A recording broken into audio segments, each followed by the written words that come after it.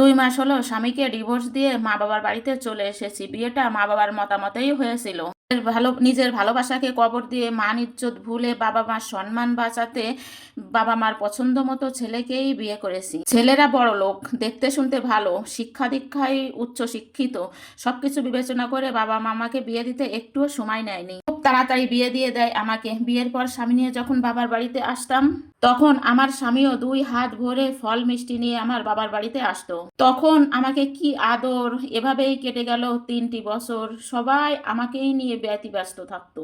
খুবই সুখের সংসারটা ছিল আমার, কিন্তু সুখটা বেশি দিন সহ্য হলো না আমার। এর মাঝেই আমি জানতে পারি আমার হাজবেন্ডের পরকীয়ার কথা। আমার স্বামীর এক অফিসের কলিগের সাথে তার পরকীয়া চলছে। তারা আলাদা ফ্ল্যাট নিয়ে স্বামী স্ত্রীর পরিচয়ে সেই ফ্ল্যাটেই থাকে।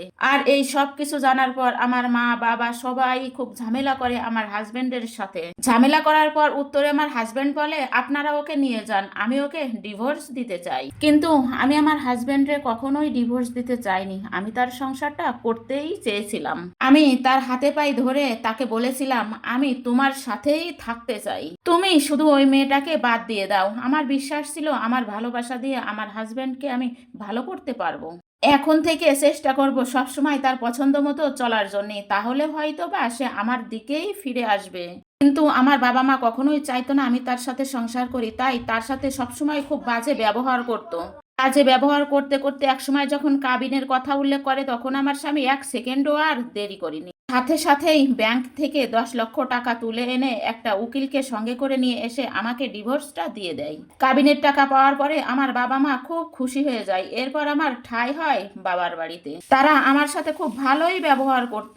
কাবিনের 10 লক্ষ টাকার ভিতরে আমার ভাই 5 লক্ষ টাকা নিয়েছিল ব্যবসা করার জন্য, আর বাকি 5 লাখ টাকা মায়ের নামে ব্যাংকে ছিল। তারা আবার আমাকে দ্বিতীয় বিয়ে দিতে চাইলো, কিন্তু আমি রাজি ছিলাম না। এটা নিয়ে প্রতিনিয়ত আমার সঙ্গে বাসায় অশান্তি লেগেই থাকতো। ডিভোর্স নিয়ে বাবার বাসায় আসার 2 মাস হতে না হতেই আমার বাবা মা আমাকে এখন খোঁটা দেয়।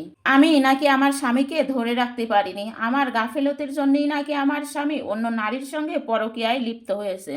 এখন বসে বসে বাবা মায়ের অন্ন ধ্বংস করি, তাই তারা আমার জন্য পাত্র নিয়ে আসে। যার একটা বউ চলে গেছে, যার বউ মারা গেছে। কিন্তু আমি এগুলো চাইনি। তখন আমি ভাবতাম, যাই ভুলভাল করেছে, একদিন না একদিন সবই ঠিক হয়ে যাবে। তারা আমার জীবনটা ধ্বংস করে দিল। কাবিনের টাকাগুলোও নিয়ে গেল। টাকা বড় কথা নয়। তারা আমার স্বামীর থেকে আমাকে আলাদা করলো, কাবিনের টাকাটাও নিয়ে নিল। টাকাটা বড় কথা নয়। আজকে যদি আমার পছন্দ করা ছেলেকে আমি বিয়ে করতাম, তাহলে হয়তো আমার জীবনে এতটাও দুঃখ আসতো না। তাদের বাবা মার কথা চিন্তা করে, তাদের সম্মানের কথা বিবেচনা করে আজকে তাদের পছন্দ মতো ছেলেকে বিয়ে করেও আমার সংসারটা টিকিয়ে রাখতে পারলাম না। যে মা বাবার কারণে সংসারটা টিকিয়ে রাখতে পারলাম না, সেই মা বাবাই এখন আমাকেই দেখতে পারে না।